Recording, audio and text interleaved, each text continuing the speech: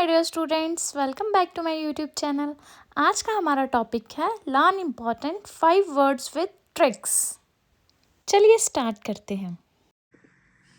हमारे पास first word है फिलेंथ्रोपिस्ट। फिलेंथ्रोपिस्ट का क्या होता है, हमने पहले क्या करना है, इस ट्रिक से इसको मीनिंग याद रखना है। सबसे पहले हम ले लेंगे फिल का मतलब फील से हम याद रखेंगे फील, ठीक है। एंड एंथ्रो मीन्स होता है ह्यूमन, तो हम इन दोनों को जोड़ के हमने इसका मीनिंग बना लिया। जो ह्यूमंस के लिए फील करता हो और उनकी हेल्प करता हो उसे हम कहते हैं फिलेंथ्रोपिस्ट। जो ह्यूमंस की डोनेशन करके या उनकी स्टडी में हेल्प करता हो, जो उनको मिलियंस पैसे दे के हेल्प करता हो, तो उसको हम क्या कहते हैं, फिलेंथ्रोपिस्ट। जो ठीक है, हिंदी में परोपकारी, दानवीर एंड समाजसेवी, ठीक है। फॉर एग्जाम्पल हम देख लेते हैं, he became a philanthropist after donating a millions to charity. Next बहुत अच्छी एग्जाम्पल है, आप सबको पता है, mother Teresa was a great philanthropist. Mother Teresa बहुत ही बड़ी फिलेंथ्रोपिस्ट थी जो गरीब लोगों की हेल्प करती थी। नेक्स्ट वर्ड है हमारे पास एपिता। एपिता का ट्रिक क्या है याद करने का, पिता। पिता से हम क्या करेंगे, याद रखेंगे इस वर्ड का मीनिंग, ठीक है।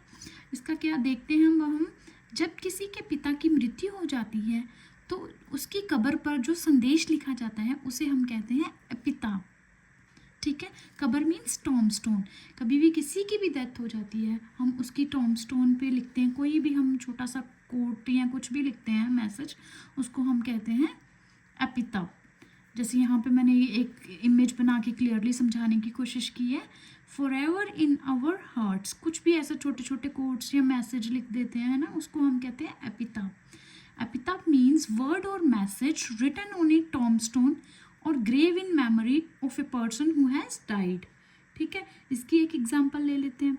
For example, a short epitaph was written on his father's tombstone, grandmother's tombstone, friend's tombstone, मतलब किसी के भी आप मतलब इसको लिख सकते हो, उसको क्या कहते हैं, एपिताफ। समाधि लेख, कब्र पर लिखा शिलालेख भी कहते हैं इसको। टॉम्बस्टोन पे कोई भी मैसेज लिखा जाता है या कोई वर्ड लिखा जाता है उसकी डेथ के बाद, उसको क्या कहते हैं, एपिताफ।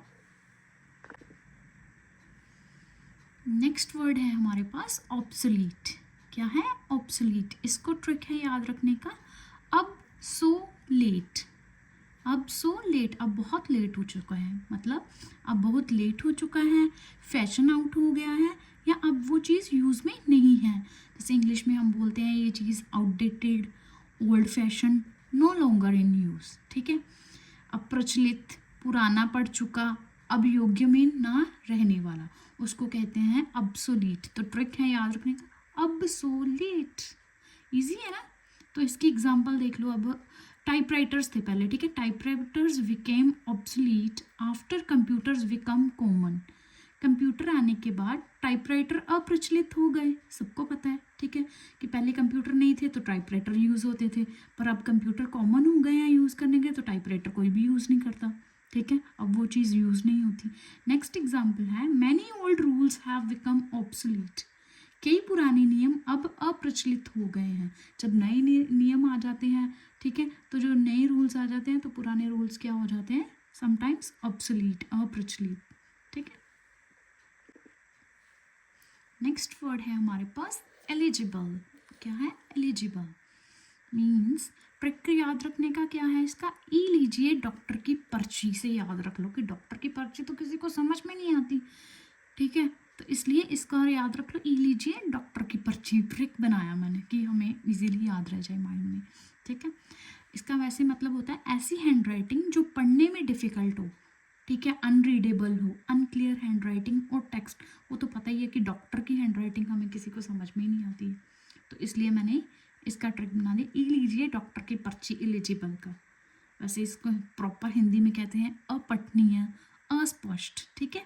इसकी एग्जाम्पल है, देखते हैं हम, his handwriting is so eligible that nobody can read it. उसकी लिखावट इतनी खराब है कि कोई पढ़ नहीं सकता, ठीक है। नेक्स्ट है, तो डॉक्टर की पर्ची से मैंने याद रखा तो मैंने कहा कि इसका मीनिंग भी डॉक्टर के साथ बना लेते हैं। तो doctors handwriting is eligible to the patients. Doctor की हैंड राइटिंग मुश्किल होती है समझने के लिए पेशेंट के लिए, है ना। इजी है ना ये ट्रिक। है हमारे पास इनएविटेबल। इनएविटेबल, तो इसका ट्रिक है याद रखने का, इनएविटेबल, इनएविटेबल। ठीक है, अब इसका मतलब हम समझेंगे कि जैसे एग्ज़ाम हॉल, सोचो एग्ज़ाम हॉल में हर टेबल पर स्टूडेंट के सामने क्वेश्चन पेपर तो रखा ही होता है ना, रखा होता है ना। अगर आप चाहते हो, नहीं भी चाहते हो, अगर आप एग्ज़ाम हॉल में बैठे हो आपको क्वेश्चन पेपर तो मिलेगा ही मिलेगा। ठीक है, तो इसका मतलब क्या होता है, जो होना तय है, जिसे आप अवॉइड नहीं कर सकते, जिसे आप टाल नहीं सकते, ठीक है, उसको क्या कहते हैं, इनएविटेबल।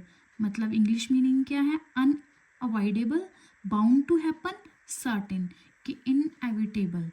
इनएविटेबल का मतलब है कि जो होना तय पहले से ही हो चुका है, उसे क्या कहते हैं, इनएविटेबल। तो example, in an exam hall getting a question paper is inevitable. Exam hall में क्वेश्चन पेपर मिलना इनएविटेबल ही है। ठीक है, नेक्स्ट एग्जाम्पल आप ये भी सोच सकते हो, change is inevitable in life. जीवन में बदलाव अनिवार्य है, ज़रूरी है, अटल है। ठीक है, तो इनएविटेबल का मतलब है, मैंने ट्रिक से समझाया कि इनएविटेबल, आप सोच लो उस टाइम ही दिमाग में कि ये एग्जाम्पल आपके सामने आ जाएगी तो आपको इजीली क्या हो जाएगा, इसका मीनिंग याद रहेगा। Please like, share and subscribe for more updates. Thank you. Have a nice day.